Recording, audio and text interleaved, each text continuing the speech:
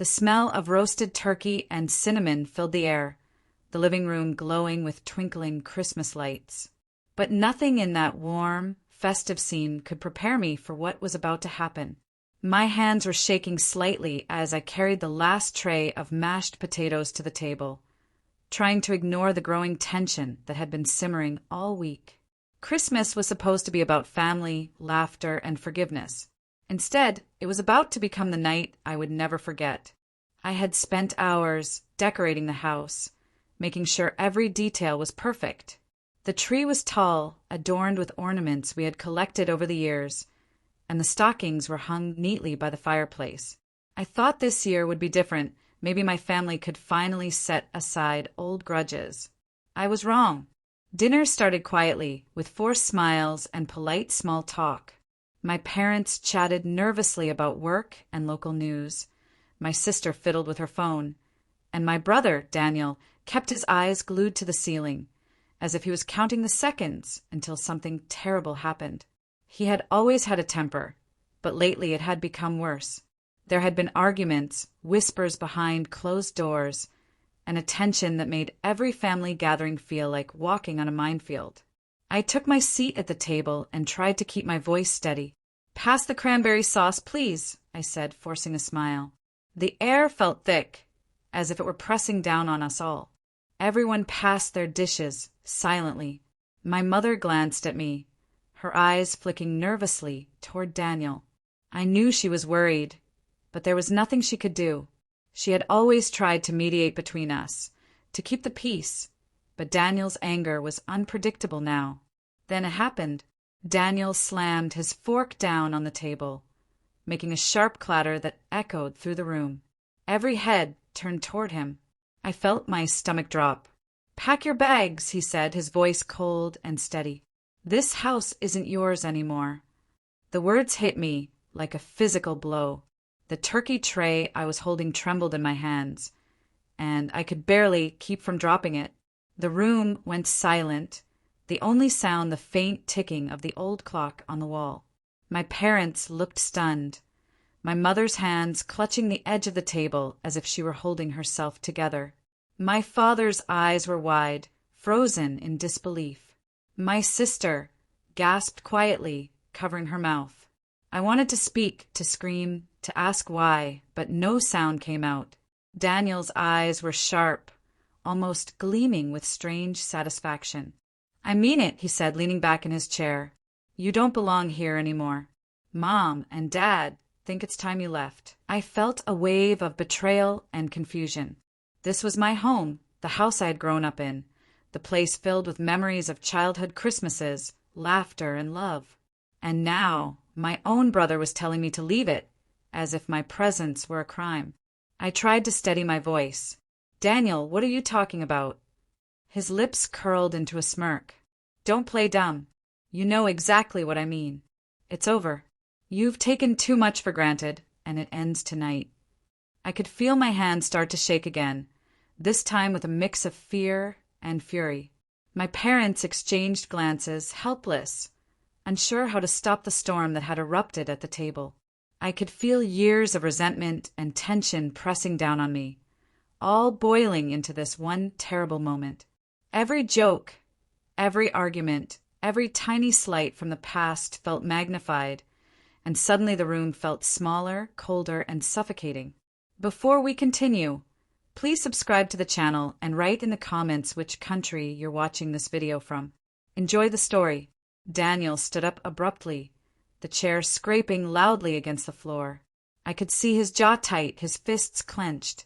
I realized in that moment that this was not just anger, it was calculated. He wanted control. He wanted me out, and he was willing to humiliate me in front of everyone to get it. My parents remained seated, silent and paralyzed. My sister looked ready to cry. I took a deep breath, trying to calm the storm inside me. I wasn't going to run, not yet. I had loved this family, and I had worked hard to hold everyone together. I would not let Daniel's anger dictate my life. But deep down, I knew something had shifted. This Christmas, the warmth and joy I had hoped for were gone, replaced by fear, tension, and and the heavy shadow of betrayal. And as I looked at Daniel, I realized this was only the beginning. The room remained silent for a few seconds, and that felt like hours. My heart pounded in my chest, each beat louder than the last.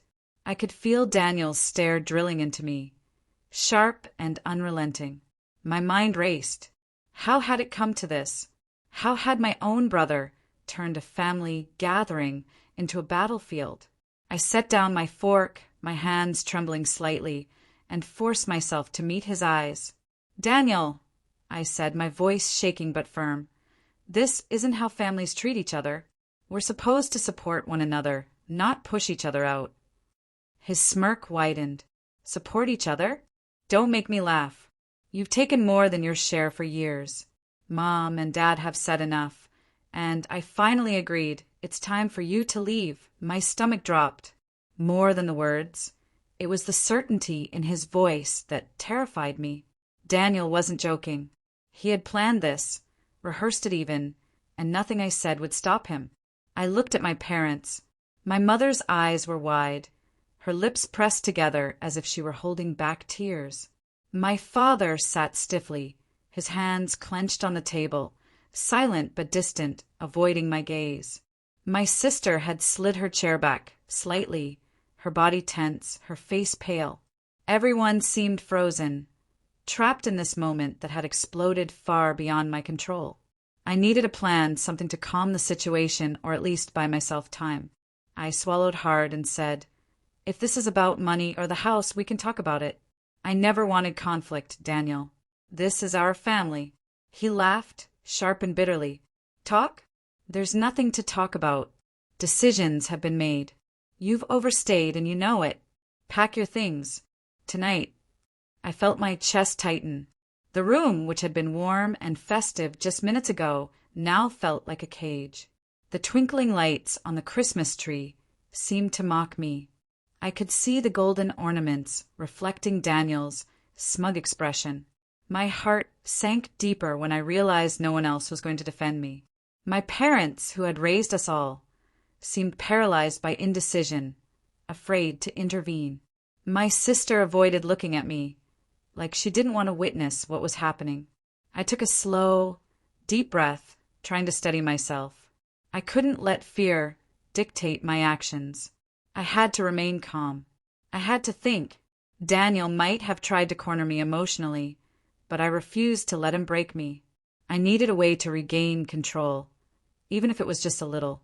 As I searched for words, I heard it, the faintest creak of the front door. My head turned sharply toward the sound. My heart jumped, hope sparking briefly in my chest. Could someone else be coming? Someone who might finally restore some sense of reason or authority in this chaos.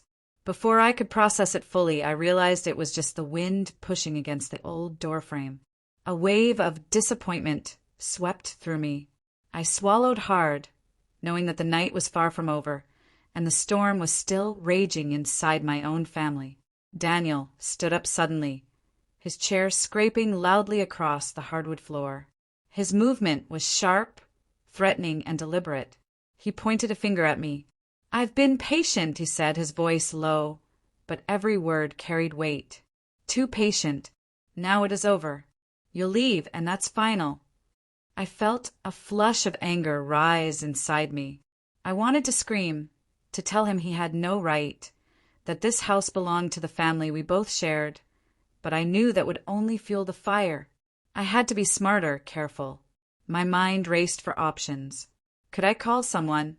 Could I make a move that would turn the tables without losing control? The tension was suffocating, thick and heavy, like the steam rising from the Christmas dinner. I noticed my parents exchanging a brief, furtive glance. Their silence was deafening. They weren't going to intervene. And my sister? She didn't even flinch. I was alone. A cold determination settled over me. Daniel might have thought he had power over me, but he hadn't accounted for my resolve. I couldn't leave, not tonight. I wouldn't let him humiliate me in my own home. Something had to happen, a confrontation, a revelation, or an ally arriving at the perfect moment. And deep down, I sensed the night was far from ordinary. Because Christmas wasn't going to be a celebration, it was going to be a turning point. And in the quiet before the next storm, I knew one thing for certain. My story wasn't over yet. I set the tray down on the counter, my hands trembling, and tried to steady my breathing.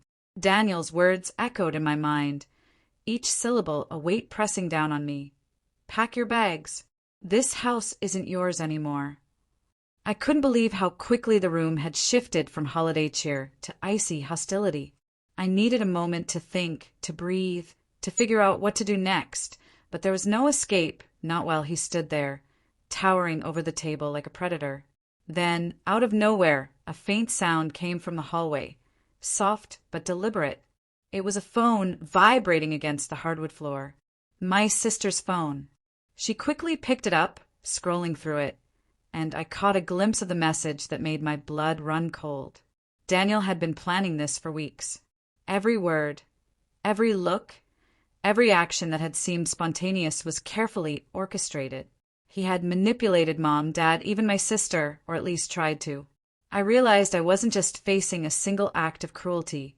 This was a siege, meticulously planned to isolate and intimidate me. I felt my stomach knot, but something inside me hardened. I wouldn't give him the satisfaction of seeing me crumble. Not tonight. I looked around the room, noting the small things, the family photos on the walls, the ornaments on the tree, the holiday cards stacked neatly on the counter. This was my home too. Memories of childhood Christmas mornings, laughter, and love flashed through my mind, fueling my resolve. I wouldn't let Daniel take that away. He leaned back against the wall, smirking as if he could see my thoughts. "What's wrong?" he said, voice dripping with mockery. "Cat got your tongue? Or are you finally realizing that no one here is on your side?" I felt anger rise, a fire I hadn't known I still had.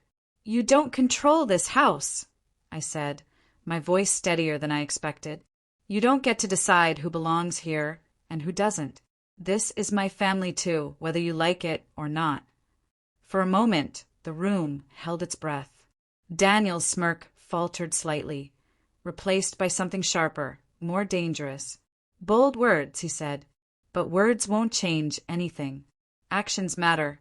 And you know what happens when you defy me." I could feel my heart racing, adrenaline mixing with fear. I had to be careful.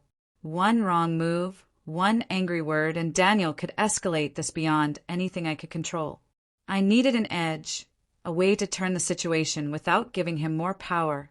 And then I remembered a promise I had made to myself months ago, a small act of preparation for moments exactly like this. I reached into my pocket and pulled out my phone. Not to call anyone, not yet, but to record. Every word, every action, every threat would be documented. If Daniel tried to push me out, humiliate me, or manipulate my parents, I would have proof. Proof that I wasn't the problem. Proof that he was overstepping.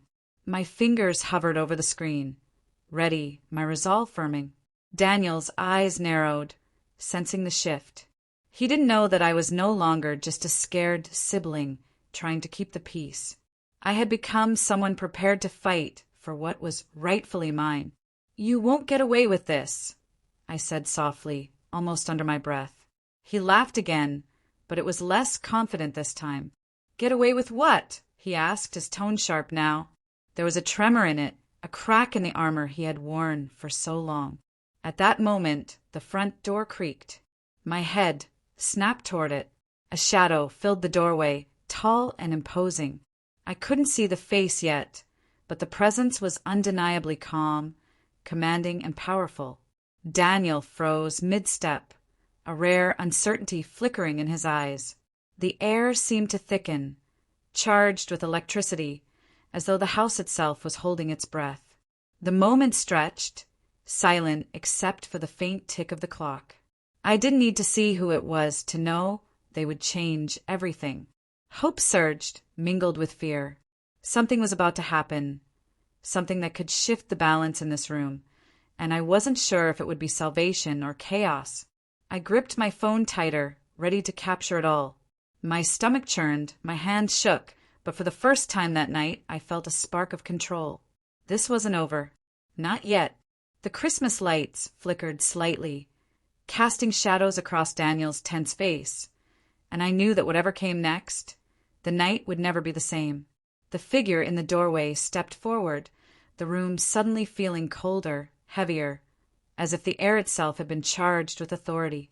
Daniel froze completely, his confident stance replaced by a flicker of doubt. My heart raced, a mix of fear and hope surging through me. I didn't recognize the silhouette immediately, but the presence was unmistakable. Someone who commanded attention, who could shift the entire dynamic of the room without raising a hand. "Daniel!" The voice finally spoke, calm but firm, echoing through the silent space. "Enough." Daniel's jaw tightened, his fingers curling into fists at his sides. "And who are you supposed to be?" he snapped. Though the defiance in his voice lacked its usual bite, the figure stepped fully into the light, revealing the tall, composed form of my father.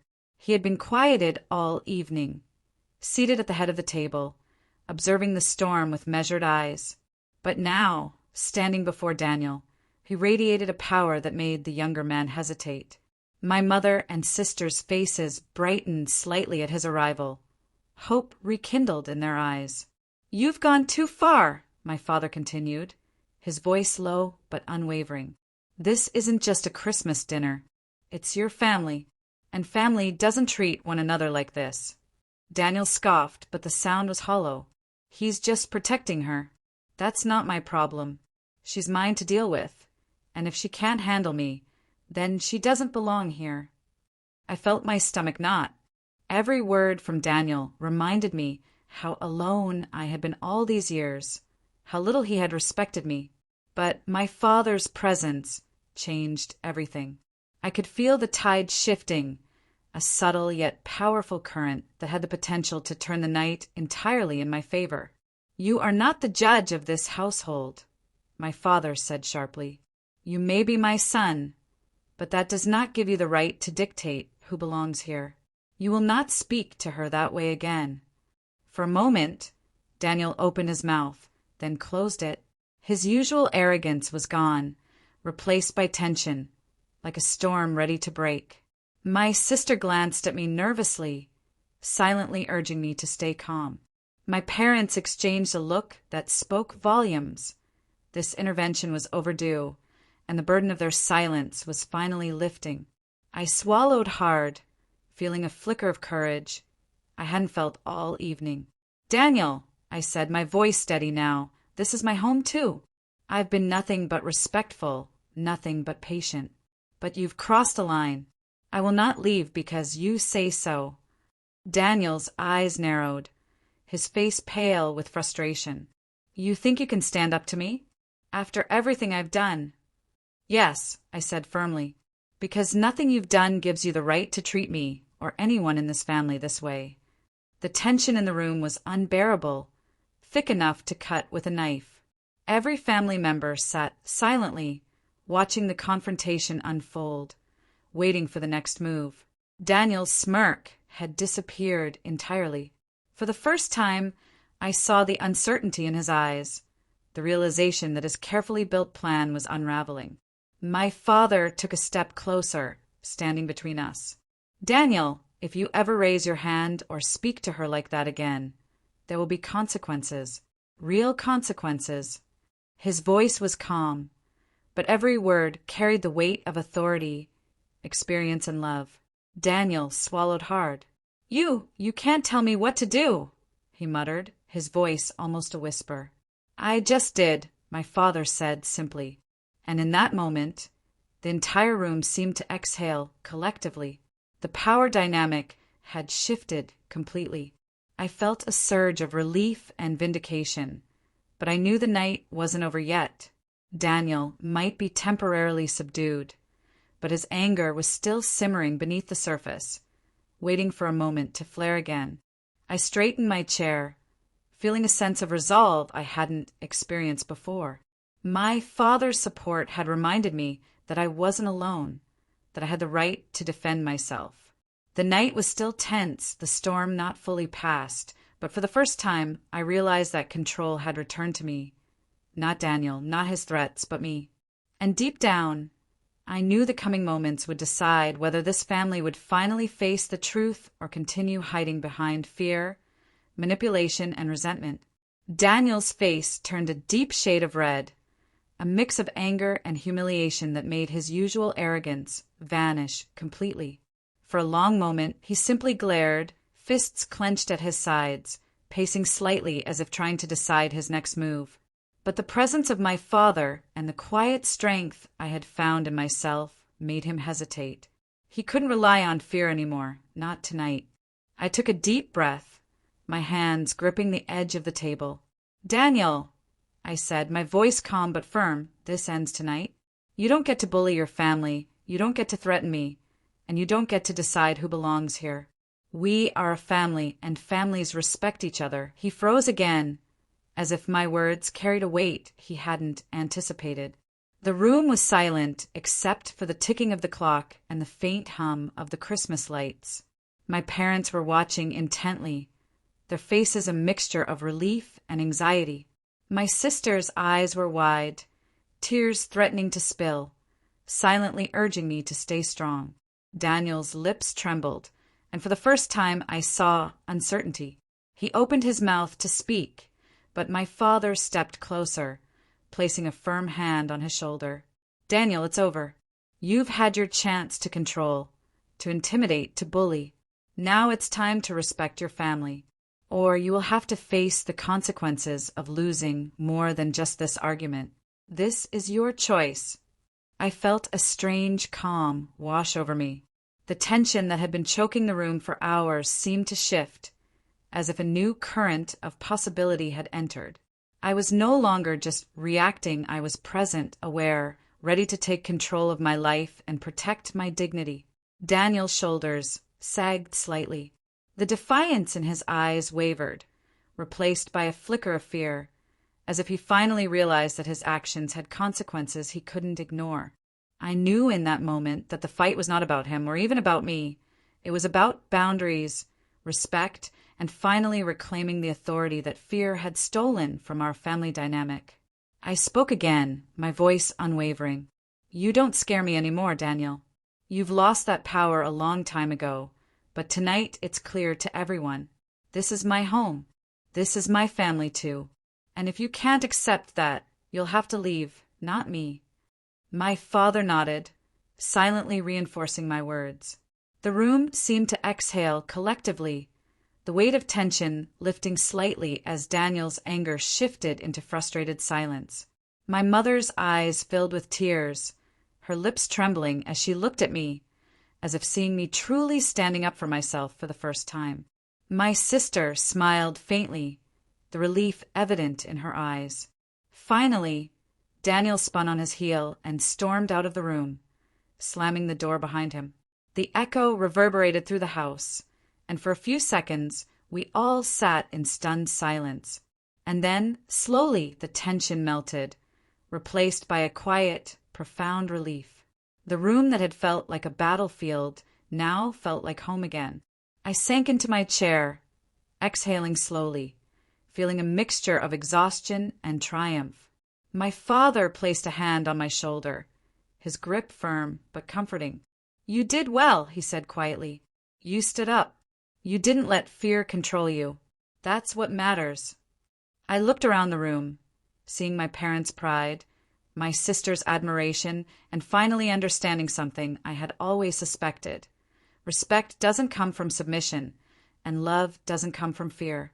It comes from standing up, even when it's difficult, and insisting on being treated with dignity. That Christmas, the dinner table remained intact. The turkey, the mashed potatoes, the cinnamon-scented air, they all still existed, but they weren't what made the night memorable. What I remember most is the moment I realized my voice mattered, my presence mattered, and that a family could be redefined, not by who shouted the loudest, but by who stood firm in truth and courage. Daniel may never fully understand the lesson, and there may be future challenges. But that night, the power shifted, the line was drawn, and I finally knew my worth.